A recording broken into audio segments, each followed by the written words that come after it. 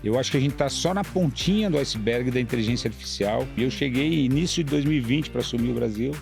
Em março vem a pandemia e era uma operação que eu já tinha 11 mil colaboradores aqui no Brasil. Quando todo mundo estava parando de investir, mandando gente embora, a gente cresceu em número de pessoas, crescemos em faturamento e adquirimos 14 empresas em 2 anos. Bem-vindos ao Expresso Cast, nosso programa sobre tecnologia, negócios e inovação. Eu sou Fabiana Macedo, diretora de conteúdo do portal AIoT Brasil, AIoT Portugal e host desse cast. No episódio de hoje, nós vamos conversar com Marcelo Ciasca, CEO do Grupo Stefanini, um dos maiores conglomerados de tecnologia do país. Marcelo, muito obrigada por ter aceitado o nosso convite. Eu que agradeço, Fabiana. Obrigado a vocês pelo convite aí. É um prazer estar com vocês. Então vamos começar. Eu queria que você contasse um pouquinho da sua jornada até passar a ser CEO da Stefanini. Legal. Conto sim. É uma história um pouco longa, mas acho que dá para dar uma abreviada aqui. Na verdade, hoje... Aliás, hoje completa, eu estava comentando com vocês que completa 24 anos que eu estou na empresa, né? Dia 1º de outubro de 2001 eu entrei na empresa. Olha! Mas antes da Stefanini, na verdade eu já estou há muito tempo no mercado e eu era oficial do Exército, é incrível, né? Mas eu tenho uma história um pouco diferente aqui. Eu era oficial do Exército, dos 18 anos aos 20 e poucos anos, 24 anos mais ou menos, eu passei por um período na ativa no Exército, como oficial da reserva, fiz CPUR e tal, e acabei voltando e fui oficial do Exército por um tempo. E numa mudança da lei do oficial temporário no Exército, eu acabei saindo e, coincidentemente, eu caí de paraquedas, literalmente, no mundo de tecnologia, né? Porque eu não tinha a menor ideia desse mundo. Não estudei para tecnologia, minha formação é de administração. Olha só. E caí de paraquedas em tecnologia e caí, pior ainda, caí de paraquedas em vendas, né? Que era uma coisa que... eu entrei numa empresa para ser gerente de compras e no período que eu estava num curso ali introdutório para aprender um pouquinho do negócio, uma empresa na época de hardware que vendia computadores, tá, essas coisas todas ainda na reserva de mercado, foi mais ou menos em 90, né? Foi para a área comercial, então. Daí eu caí na área comercial de tecnologia e ali começou minha vida. Trabalhei em alguns fabricantes de computadores, como Acer, por exemplo. Trabalhei com soluções da Compaq na época. Montei minha empresa ficou alguns anos, quebrou a empresa depois de um tempo, tive alguns problemas também com as mudanças de mercado, e essa experiência que eu tive, que eu digo que é uma das experiências mais enriquecedoras que eu tive, enriquecedora por um lado e empobrecedora por outro, né? Porque uma empresa quebrar nunca é muito fácil, né? Mas te traz muito aprendizado. Mas me trouxe muito aprendizado. Então eu falo que foi muito enriquecedora por isso. E depois entrei um pouco no mundo de serviços de tecnologia. Na época que estava começando o mundo de e-commerce, ainda muito embrionário, com lojas virtuais, etc. E em 2001 eu entrei na Stefanini, né? Foi uma mudança também para o mundo mais de serviço, porque a Stefanini sempre foi muito focada em serviço e tecnologia. Entrei para ser comercial em Jaguariúna, Jaguariúna era uma das maiores operações que nós tínhamos em São Paulo, ainda é uma operação forte nossa, né? Fiquei 3 anos e tive uma oportunidade de ir para o México. Foi uma oportunidade muito, muito interessante, porque era um início da internacionalização da empresa. A empresa começou a se internacionalizar justamente no ano que eu entrei. E 3 anos depois eu acabei tendo essa oportunidade de ir para o México.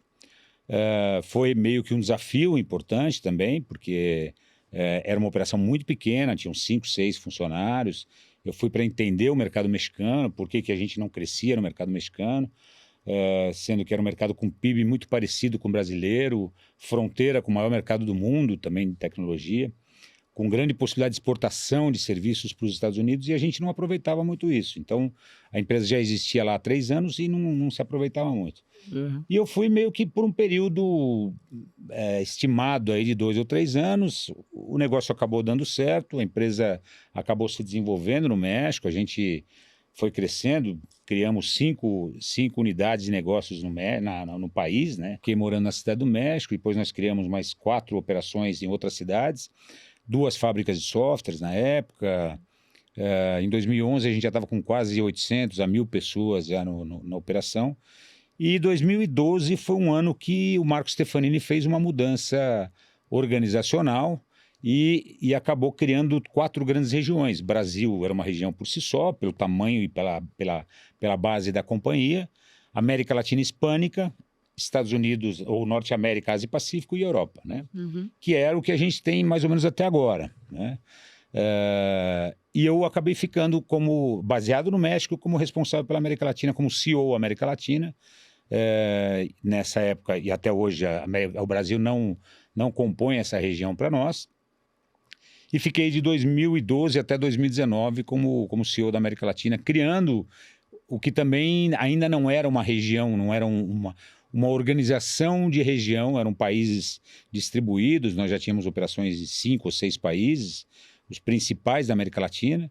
E a minha missão ali foi meio que organizar tudo isso, começar a trabalhar, desenvolver a parte comercial, a parte administrativa, a parte todo o back-office dessa operação. O que não era muito fácil, porque são países com culturas muito diferentes, apesar de idioma parecido, né? Sim, isso eu sempre falo, né? Que as pessoas acham que não é porque você faz de um jeito no Chile, na Argentina é outro, Colômbia é outro. Diferente. Isso vale para negócio, vale para comunicação. Um abismo cultural de um país para outro muito grande, que às vezes você acha que você está... E mesmo o Brasil com o México, que foi o meu país mais relevante, que eu fiquei mais tempo, a diferença cultural é muito grande, né? São povos muito parecidos, de alguma maneira, com características parecidas, com interesses às vezes parecidos, mas com uma cultura muito diferente, uma cultura familiar diferente, uma cultura de tradições muito diferentes. Então, isso aí foi um desafio muito grande, né? Tudo foi desafio para mim no México. Desde que eu cheguei, 2 meses depois eu fui sequestrado, teve um sequestro relâmpago ali, um sequestro express que eles chamam lá. Mas foi uma experiência que aquilo me deu um pouco mais de cancha também. Estava muito relaxado, né? Sabe quando você vai para fora, você fala, pô, eu vim de São Paulo, né? Tô acostumado. Brasileiro, sou né? brasileiro. Como assim, né? Tô acostumado. E aconteceu, foi um daqueles sequestros no táxi, sabe? Que o cara... Entram 2 caras assim no táxi e leva. Mas aquilo me deu mais experiência e resiliência, principalmente. Mas foi legal, foi bom, porque a operação cresceu muito, a estrutura da América Latina também depois foi muito... Hoje a base da América Latina foi criada naquela época, hoje está muito mais bem estruturada.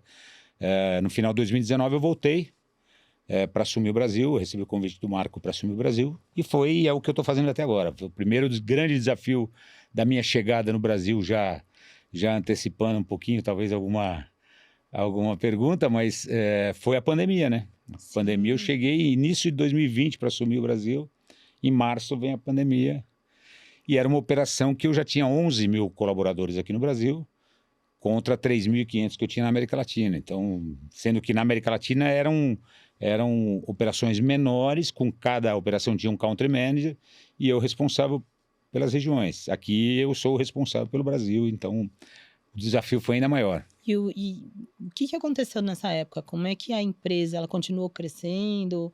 Qual foi a operação? Na pandemia? Isso, porque você chegou aqui já com pandemia, né? Desafio grande. Então, assim, a pandemia trouxe uma situação interessante, porque, claro, tirando toda a parte de saúde, tudo claro. que nós passamos ali, que foi horrível, mas a insegurança, etc. Mas a pandemia em si, o fato do trabalho remoto, das pessoas terem que se conectar,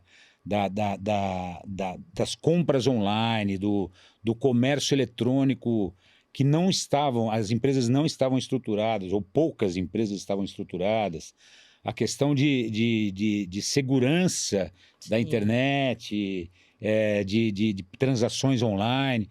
Isso daí trouxe para a gente uma oportunidade muito grande, né? E nós crescemos muito. Foram os 2 anos que nós mais crescemos em toda a história da Stefanini. Foi 2020, 2021 e 2022. Foram 3 anos espetaculares de resultado.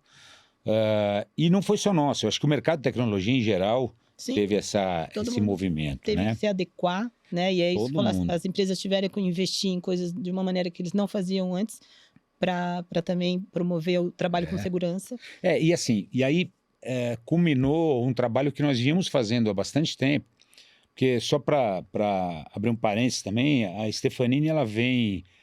a Stefanini sempre foi muito caracterizada no Brasil e muito reconhecida no Brasil por ser uma empresa de serviço de TI, né? Uhum.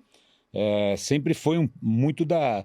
Quando você vai num cliente, você conversa com algumas pessoas, você conhece a Stefanini? Conheço, mas conhece como empresa de outsourcing, de tecnologia, de SAP, de infraestrutura, mas hoje isso aí é das 7 torres, das 7 ofertas que nós temos, né? Uhum. Hoje nós dividimos, a empresa vem desde 2010 num processo de M&A forte, importante, né? Foi uma decisão que foi tomada naquela época, primeiro para a expansão do mercado, né? Então a primeira empresa que nós compramos a primeira empresa mais relevante comprada foi, se eu não me engano, no início de 2011. Foi uma empresa nos Estados Unidos, que tinha uma forte operação nos Estados Unidos e Europa. Era uma empresa de ITO, uma empresa de outsourcing de TI, mais na parte de infraestrutura, digital workplace, field service, etc. E ali foi claramente fortalecimento de um serviço que nós já tínhamos. Uhum. E uma expansão geográfica, porque nós tínhamos já operação nos Estados Unidos e alguns países da Europa, mas eram pequenas. E nesse momento nós compramos uma empresa de 2.200 colaboradores, que estava na Bolsa de Nova York, e nós tivemos um crescimento inorgânico importante nesse momento. Depois vieram outras aquisições também com objetivos parecidos, mas daí a gente começou a entender que o mercado vinha numa outra direção, né? Ele estava começando a apontar para uma integração muito forte de tecnologia com o negócio dos clientes, né? E foi um momento que a gente começou a mudar um pouco o perfil de aquisições que nós começamos a fazer e começamos a mirar mais em empresas nichadas, empresas com características específicas de algumas áreas que a gente queria entrar, por exemplo, cyber, por exemplo, inteligência artificial, que nós começamos há 14 anos, há mais de 14 anos a gente já trabalha com IA. Nós trouxemos uma das empresas importantes que a gente trouxe para o grupo, era uma empresa que tinha uma plataforma de chatbot muito importante, que a gente já trabalhava com soluções dentro dos nossos serviços de Service Desk, de AMS, etc. Uhum. Outra empresa que a gente trouxe foi uma empresa que veio, se eu não me engano, em 2013, 2014, uma empresa de Minas Gerais, uma empresa muito focada na indústria, né? Em automação industrial, empresa que trabalha com machine learning, com IoT. Era uma empresa muito, muito relevante na indústria mineira no início, depois hoje em várias indústrias diferentes, vários segmentos diferentes, mas com especializações muito fortes nessa área da cadeia produtiva completa, né? Sim. Logística, etc. E aí a gente veio comprando algumas empresas, veio adquirindo algumas empresas num modelo um pouco diferente dificilmente nós compramos 100% das empresas, né? A gente compra a maioria das ações, o capital acionário fica sob nosso controle, mas sob controle do grupo, mas o sócio, o fundador, ele continua na operação. A gente gosta muito desse modelo e eu acredito que foi um dos segredos aí, das chaves do sucesso que teve essas aquisições. Hoje são mais de 43, 44 empresas que fazem parte do grupo. Eu ia perguntar isso, né? Porque o apetite de vocês é grande. Ele vem nos últimos 2 anos, foram mais de 8, 10 empresas que foram adquiridas. Na pandemia, eu lembro que os 2 anos de pandemia, nós compramos 14 empresas. Nossa. Quando todo mundo estava parando de investir, mandando gente embora, a gente cresceu em número de pessoas, crescemos em faturamento e adquirimos 14 empresas em 2 anos. Vocês têm praticamente um ecossistema, né? Exatamente. Então... a gente chama de ecossistema de inovação, mas hoje nós dividimos, a gente até tem um slide que é interessante, que é uma mandala, né? Que ali a gente mostra as 7 grandes torres de ofertas de serviços que nós temos. Uhum. A primeira delas é tecnologia, né? Que é a torre que deu origem a toda a operação da companhia. E aí vem muito dessa parte de digital workplace, de infraestrutura híbrida, cloud, SAP, toda a parte de aplicações, desenvolvimento de aplicações. Depois veio uma torre de cibersegurança, né? Sim. Que nós compramos algumas empresas especializadas em cyber. A última que a gente comprou aqui no Brasil foi uma empresa especializada em Fortinet, que é um dos produtos importantes de cyber. Depois nós temos uma outra torre de marketing, né? Que são serviços de marketing que a gente leva desde criação, né? Toda a parte de engajamento de clientes, UX, toda a parte de growth, né? Para levar para a empresa. Então, nós temos clientes importantes como Boticário, Vivo, Itaú, alguns clientes fortes, Tramontina, alguns clientes fortes que a gente trabalha nessa área. Tem uma outra torre de Analytics e Data e Analytics, né? Que é a SDA, que é a Stefanini Data Analytics, que trabalha mais no alto nível de dados, porque hoje tudo que se trabalha com IA tem dado, né? E precisa de dado. Dado ouro, hoje, né? hoje é ouro, né? é o Porque ouro. a partir disso você tem informação para tomar Exatamente. decisão. Você não consegue trabalhar com IA se você não tem dado Sim. efetivamente controlado e administrado. Então, a gente tem operações muito importantes para isso. Temos uma outra torre focada em soluções em tecnologia financeira. Então, essa talvez é uma das mais relevantes do grupo hoje, que é uma torre completa, que vem desde o core bancário, né? Que é muito usado para bancos digitais também, com essa transação online, desde conta corrente, empréstimo, conta pessoa jurídica, pessoa física, etc. Até empresas de meios de pagamento digital, cartões, processamento de cartões, ATMs. Então, tem uma estrutura fim a fim para levar serviço de tecnologia financeira para o mercado, não só para bancos ou empresas do mercado financeiro, mas também empresas que têm aquários de clientes grandes, né, que querem monetizar ou querem trabalhar com contas de pagamento, contas digitais, etc. E tem uma outra torre importante de operations, que a gente chama, que é atendimento, back-office, BPO, tudo que está relacionado com automação para atendimento de back-office das empresas. Então, todas essas frentes hoje dão para a Stefanini uma fortaleza muito grande, para o grupo Stefanini, para levar solução para o cliente e ajudar em atender uma dor do cliente, um desafio do cliente, independente da tecnologia. Mas a tecnologia hoje para nós é um meio para chegar no fim, que é o objetivo, que é a dor que o cliente tem do negócio dele, ajudar o cliente a crescer, ajudar ele a ganhar market share, ajudar ele a melhorar a EBITDA e participação no mercado. Basicamente Vocês é isso. têm alguma coisa de infraestrutura também? Nós temos uma das empresas que está nessa parte de tecnologia, uma empresa de data center, né? Que é uma empresa do Rio Grande do Sul, uma empresa chamada Tech Cloud, que é uma empresa nossa, que a gente trabalha com data center próprio, mas a gente trabalha muito forte com infra e cloud, né? E aí nós trabalhamos com os principais parceiros de mercado, AWS, Google, Microsoft, Huawei, IBM em alguns casos. Então, e hoje a última empresa adquirida do grupo foi uma empresa que tem forte presença na América Latina, é o maior parceiro da AWS na América Latina, chamada Scala 24/7. Foi divulgado na semana passada o closing. Tá fresquinho, então. Fresquinho. Acabou. O closing dessa empresa. Então, e a gente está agora estruturando para ir para o mercado. É a empresa com maior nível de certificação da AWS e a gente está trazendo para o Brasil também esse mesmo modelo de trabalho para a gente atuar aqui. Muito bem. E falando sobre todo, né, porque é um universo por si, né? Vocês atendem toda e qualquer demanda. A Stefanini hoje, né, no momento que a gente tem hoje, comparado com o passado, o que você entende que é um desafio agora, diferente do que foi? Porque vocês cresceram com toda a experiência que você traz de internacional.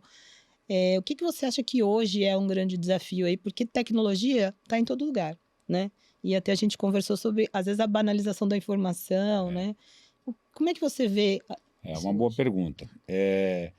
Assim, tem muitos desafios, né? Eu acho que o fator crescimento, ele traz junto benefícios, mas traz muitas dores, muitos desafios que a gente está trabalhando bastante, né? Hoje, a empresa, diferente de algumas empresas que entram no mercado agora, já no mercado mais digital, nós trazemos um legado importante, né? Sim. Então, a Stefanini, ela tem, hoje, no mundo, mais de 35 mil colaboradores, né?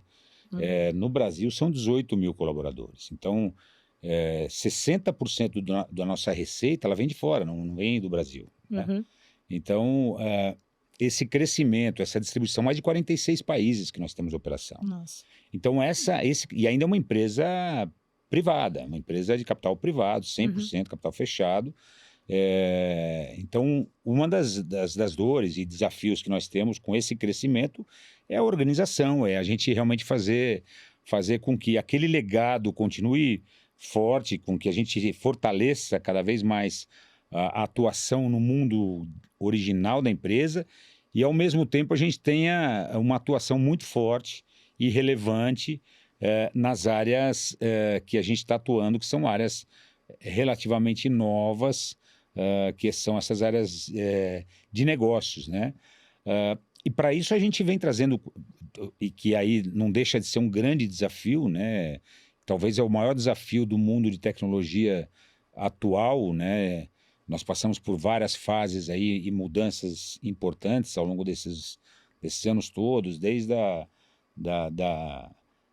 do bug do milênio, dos ERPs, da internet antes ainda, agora vem a IA como sendo a IA generativa, principalmente, como sendo o grande transformador. Veio a transformação digital há alguns anos atrás e agora a IA, com a IA generativa, com um dos grandes transformadores do mundo em geral, né? Não só do mercado de tecnologia. Mas um mundo de tecnologia ele é muito afetado também por isso, né? Então, os nossos negócios eles são bastante afetados e a gente tem que estar muito próximo.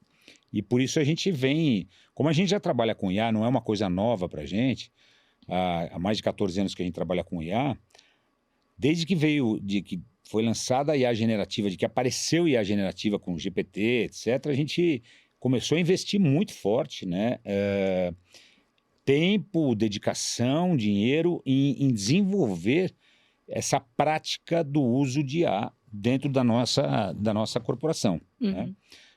Seja para uso interno nosso, mas principalmente para a gente integrar as nossas soluções e levar essas soluções com IA generativa para o mercado. Então, todas essas 7 frentes que eu te falei de negócios, elas têm IA generativa. Nós criamos uma grande plataforma que nós chamamos de SAI, que é Stefanini Artificial Intelligence, que ela é cross em todas essas torres de serviços, de ofertas de serviços.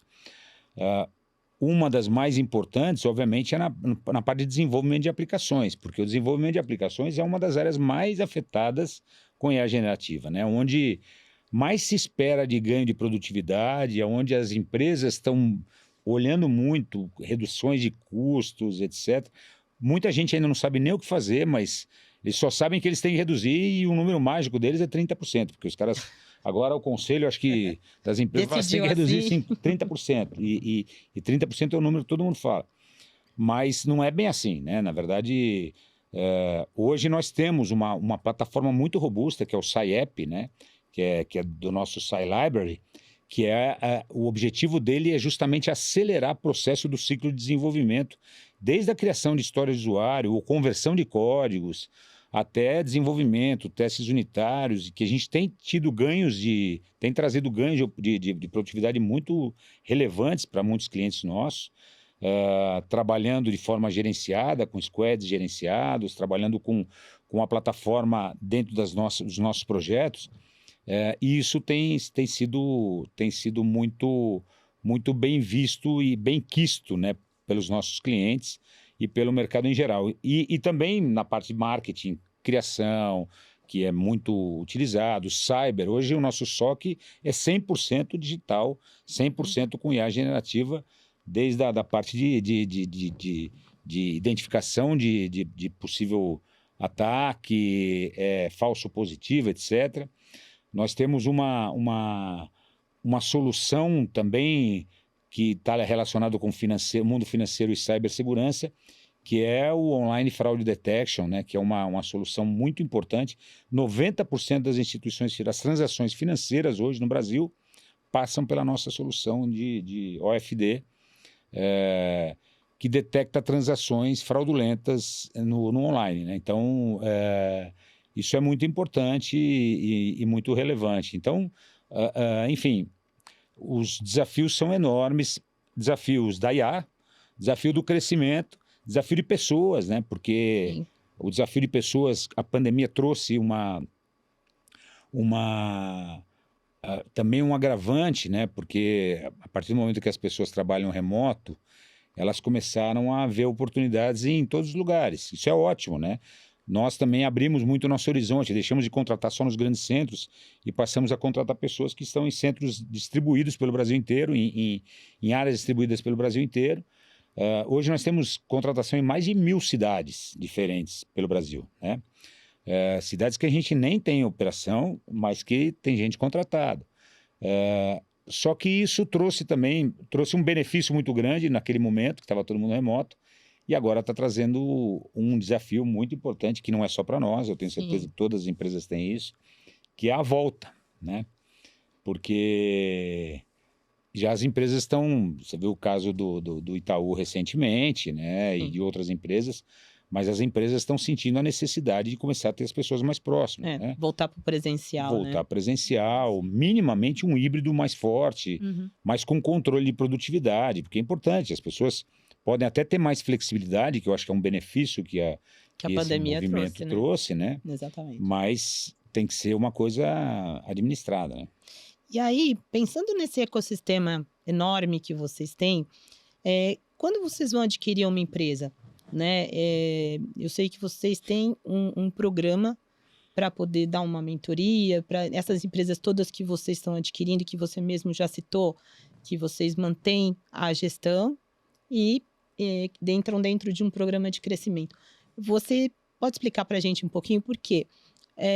A ideia é que também, quem quer ser visto pela Stefanini, né? Então, o que chama a sua atenção para que essa empresa possa se tornar... Bom, primeiro assim, parte do nós negócio? não temos um programa específico de vamos criar startup, vamos incubar, não tem isso dentro da empresa, a gente tem programas de Open Startup, de Open Innovation, onde a gente lança alguns desafios, hackathons, etc., que a gente cria em desafios internos e às vezes é só para profissionais nossos e às vezes é para o mercado. Mas o mais importante para nós é que a gente tem muito bem definido que áreas que interessam para a gente, né? Eu acho que esse é o primeiro ponto, ou seja, saber que segmento interessa, porque dentro dessas 7 ofertas, hoje essas 7 ofertas são as áreas que nós temos mais interesse, né? Sim. Porque a gente acredita que nessas áreas, depois de muitas idas e vindas, muitos obstáculos que a gente veio passando, coisas otimamente bem sucedidas e outras nem tanto, a gente entendeu que essa oferta é uma oferta que realmente leva valor para o nosso cliente. Então, por exemplo, cyber é uma área que a gente está sempre buscando, porque é uma área que a gente entende que vai crescer ainda mais. Inteligência artificial também, mas depende muito do que a gente quer, do que aparecer, não é para qualquer coisa, né? A gente não trabalha inteligência artificial como produto, a gente trabalha inteligência artificial como acelerador, né? Então, nessa linha é bastante bem visto. Cloud é outra área que nós temos interesse o tempo inteiro. Então, empresas com especialização em modernização, em migração de aplicações que efetivamente podem trazer valor agregado para a gente, é uma área que a gente tem interesse.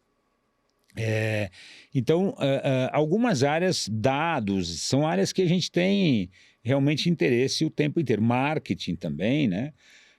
Mas como é que funciona? Às vezes aparecem oportunidades. Nós temos uma área de M&A nossa, né, que está sempre buscando em contato com brokers de mercado, etc., com bancos, grandes bancos. As ofertas acabam chegando para a gente. Às vezes empresas que a gente já trabalha como parceiro, É muito comum, no lugar da startup em si, não é só startup, sim, empresas que começam a fazer um trabalho com a gente para atender uma determinada necessidade, porque apesar de ter muita empresa dentro do grupo, não atende 100% do que o mercado precisa. Às vezes a gente precisa buscar no mercado Não, algum parceiro. e se inova, né? Então, a necessidade, a Exatamente. demanda cria Ela está também oportunidades. o tempo inteiro sendo reinventada, né? Sim. Então, muitas empresas que a gente conhece no mercado, que são empresas legais, que começam a fazer um trabalho inicialmente de parceiro, de parceria com a gente, às vezes essa empresa tem uma evolução para outro nível de parceria, né? Então, isso também acontece. E essa área de M&A acaba identificando, e dentro dessas oportunidades identificadas, a gente avalia semanalmente, né? Tem um comitê que avalia semanalmente, e daí vai para entender, ver o que está sendo oferecido, como é que a gente pode realmente... Primeiro a gente sente a química também, para ver se vai ter química, porque a Stefanini, ela é como a gente não compra 100%, normalmente não é a nossa característica, são raras as exceções, tem que ter uma química, né? Porque ele vai continuar ali, ele vai né? continuar, né? Então, No dia a dia. se o cara tem uma característica muito diferente da nossa, dificilmente vai dar certo. Então a gente já segura um pouco mais. Ele tem que ter interesse em continuar o negócio, tem que ter, pelo menos por um tempo, tem que ter interesse em crescer. Eu passei por vários casos, inclusive na América Latina, de empresas que tinham um determinado tamanho, o sócio, na época, fundador, vendeu 65% para a gente, para o Grupo Stefanini, ficou com 35%, 4, 5 anos depois, os 35% valiam muito mais do que aqueles 65% que ele vendeu. Entendi. Então, ele continuou com a parte do negócio. Foi um bom negócio. Né? Fez um ótimo negócio. E sem contar que ele foi crescendo junto. Então, tem de tudo, mas a gente está o tempo inteiro conectado, ligado. O Marco Stefanini, ele faz esse trabalho muito bem também, porque ele está sempre... Ele tem uma visão empreendedora muito aguçada, vamos dizer assim, né? Então, ele está sempre aí sempre conectado. As viagens dele mais recorrentes para fora do país também acabam identificando oportunidades. Mas essa área nossa quem alimenta sempre esse sistema, né? E aí, comparando o Brasil com os outros países da América Latina, o quanto a gente está adiantado aqui ou atrasado? Onde você acha que está, que tem aí uma inovação de fato? Assim, onde que está isso? Olha, para mim é muito característico um segmento como muito mais avançado do que quase todos os países da América Latina, que é o segmento financeiro, né? Tem um grande tecnologia também, bancária, né? Sim. Mas tecnologia bancária, o Brasil sempre foi muito reconhecido e é uma referência, eu diria que até global, né? Sim. Infelizmente ou felizmente também com cibersegurança também não é diferente, porque cyber é uma área que, principalmente cibersegurança, que está relacionado a bancos, né? Se você olhar a estatística, a maioria dos hackers que aparecem no mercado, muitos deles são brasileiros, né? ou é originário do Brasil, né? O ataque, por exemplo. E em contrapartida, que a gente vê disso aí é que também as empresas têm que se preparar mais, a tecnologia, a segurança para a tecnologia bancária, para bancos, etc., é muito mais avançada do que qualquer outro país, do que a maioria dos países que eu conheço, pelo menos da América Latina. O Pix, poxa, o Pix é um absurdo, né? O que o Pix trouxe de benefícios que nenhum país tem. Agora o Peru está começando a puxar alguma coisa parecida, os Estados Unidos estão querendo fazer, mas... Assim, Estados Unidos, né? Mas assim, o Pix para nós é uma referência. Né? Claro. Já o SPB já era uma referência, agora com o Pix mais ainda. Então, eu acho que esse setor é um setor avançado. O setor de agro também é muito avançado aqui no Brasil. Eu acho que tem referências importantes. Mas assim, cada caso é um caso diferente. Tem, por outro lado... Infelizmente, os nossos impostos não nos ajudam muito, a carga tributária é muito pesada, carga trabalhista é muito pesada. Isso limita muito o Brasil também para crescer mais, para avançar mais no mundo de tecnologia, né? E agora, esse ano, tem um agravante, além da reforma tributária, que para nós impacta direto, tem o agravante da reoneração da folha de pagamento para o nosso segmento. O segmento de tecnologia, de serviços de tecnologia, ele está sendo diretamente impactado com a reoneração da folha gradual, mas é uma reoneração. Mas é um impacto E é um grande. impacto que acaba afetando o preço final. E como nós temos preço final que a gente não pode impor o tempo inteiro, tem uma negociação sempre muito dura com os nossos clientes aí por causa disso. Sim. Vocês trabalham com fintechs também? Não muito, Né? não muito. A gente até tem algumas aproximações em alguns casos, mas não. Nessa torre de serviços de tecnologia financeira, às vezes tem algumas fintechs que complementam também o serviço deles, mas não é muito comum, não. Que eu, pensando nas últimas notícias, né, que a gente teve aí, crime organizado Não, mas lá dentro não tem, disso, não. então vocês nem não trabalham com Nada, esse nada. mercado, nem Não. mesmo para prevenir esse tipo Não. de coisa. Não, a gente não. Na verdade, fintechs a gente não trabalha. Nós temos empresas constituídas num modelo muito tradicional, por exemplo, empresas como Orbital, que nós compramos do Banco Itaú, que era uma Conheço. grande processadora de cartões de crédito, antiga Mastercard. A Topaz, que é a base da nossa torre financeira, que é o core bancário, que é uma empresa muito sólida, uma empresa que vem. A CRK, empresas como a parte da Online Fraud Detection, que nós adquirimos da Diebold, que também são empresas constituídas. Então, sempre com uma estrutura mais forte, robusta, e eventualmente alguns parceiros externos, mas pouca coisa. E quem são os principais clientes da Stefanini hoje? Hoje nós temos mais de 390 clientes no Brasil. Nós temos clientes de vários setores, bancos, grandes bancos, os maiores bancos brasileiros são clientes nossos, sejam do mundo público como privado, né? Nós temos uma relação forte também com empresas públicas, empresas mais federais e algumas estaduais, mas o nosso segmento privado, o setor privado é mais relevante para a gente em termos de receita.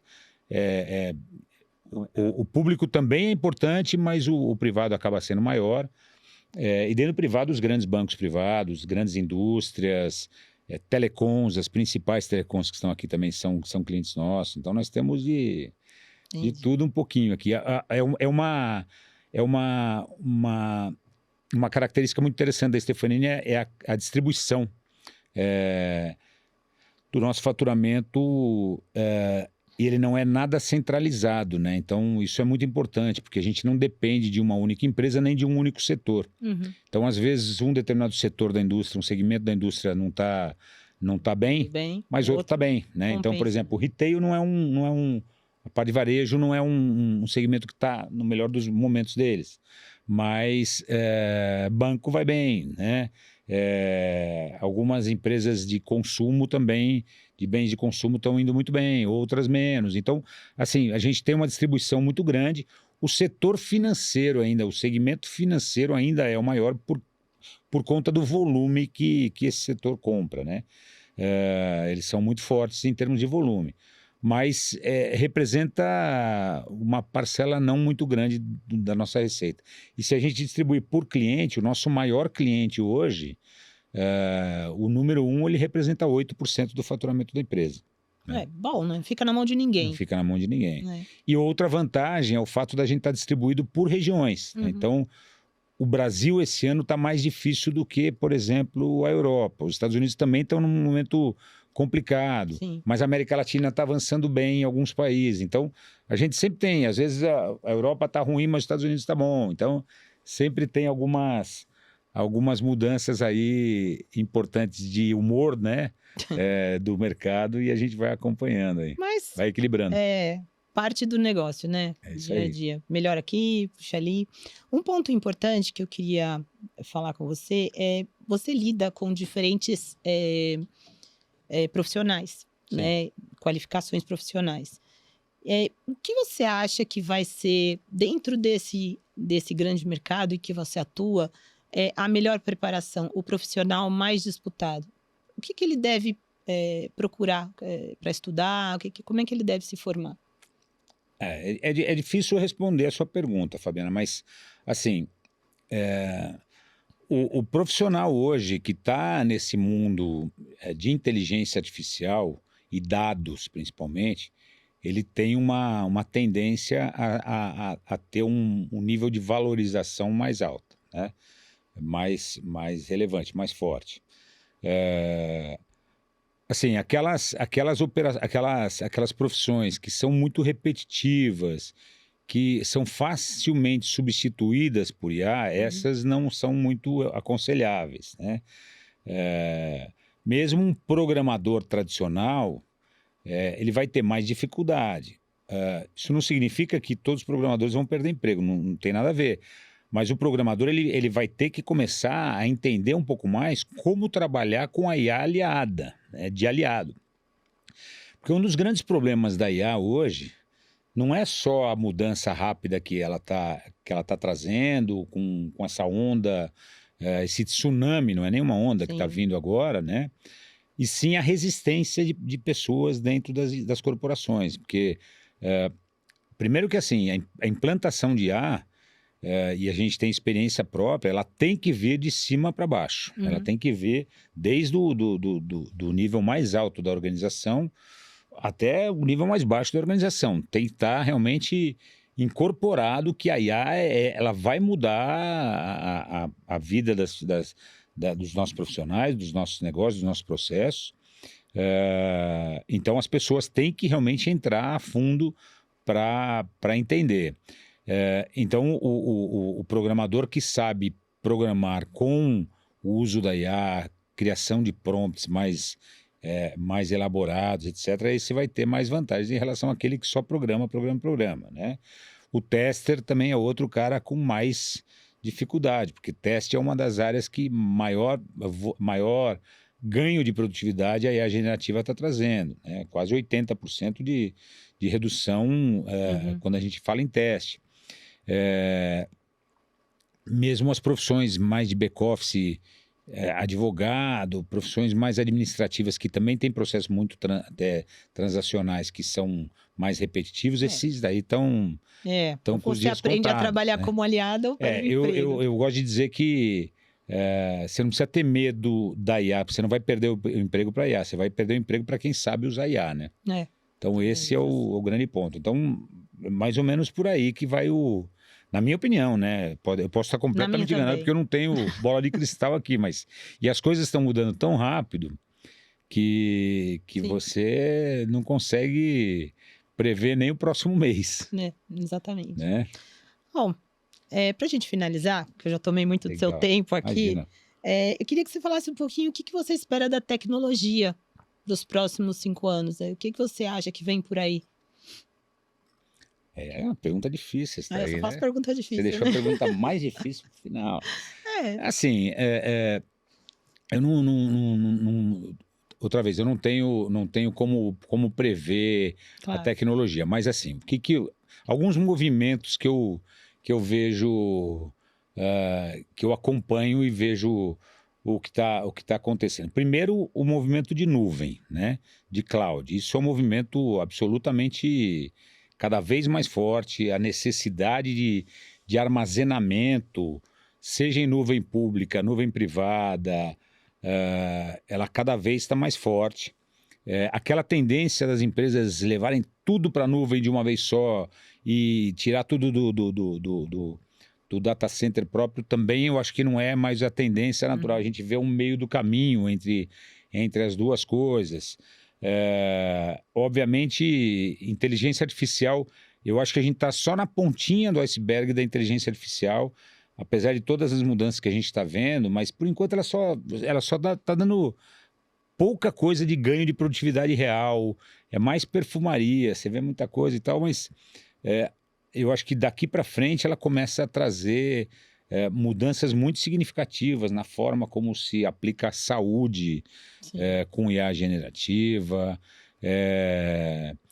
toda a parte de relacionamento da jornada do consumidor ou do cidadão, quando a gente fala de governo, também a IA vai estar muito atrelada. Então, eu vejo esse movimento da IA cada vez mais forte, a nuvem se fortalecendo cada vez mais, seja ela pelo fato dos grandes, da IA precisar mais de armazenamento de dados, etc. Então, eu acho que essa conversão, empresas que eram empresas tipicamente de determinado segmento, entrando em outros segmentos como telecom, por exemplo. Telecom deixou de ser uma empresa só, um negócio só de telecom. Então, a tecnologia está trazendo uma convergência tão grande de telecom com tecnologia, com financeiro.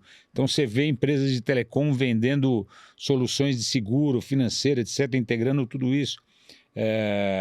Então, assim, eu vejo a tecnologia trazendo muito um meio para chegar nessas mudanças importantes. E cada vez mais o consumidor passa a ter um papel muito relevante nesse aspecto, né? Porque eu gosto muito de relacionar também com a nova característica do consumidor moderno, né? O cara que essas novas gerações estão vindo, que são gerações mais saudáveis, por um lado, com menos uso de saídas, assim, eu estava vendo até um vídeo recentemente de jovens que vão menos para baladas, etc., bebem menos, né? Sim. São mais saudáveis, mas, por outro lado, vivem com o celular, no mundo digital, né? No mundo digital o tempo inteiro. E isso é uma característica também que afeta o negócio das empresas, porque os negócios das empresas começam precisam estar cada vez mais nas redes sociais, cada vez mais dentro desse... Então, a integração de rede social com a nossa vida diária, ela cada vez vai vir mais forte. Enfim, é difícil falar... o novo consumidor tá aí, tem que saber lidar com ele, né? É isso aí. Muito bom. Processamentos cada vez mais fortes, armazenamentos cada vez mais robustos. Então, acho que isso daí Muito bom. é a tendência. Marcelo, muito obrigada por ter aceitado o nosso convite, por trazer tantos insights importantes para a nossa audiência. E a você que acompanhou o episódio até o final, não se esqueça de se inscrever no canal. Muito obrigada pela sua audiência. Até a próxima.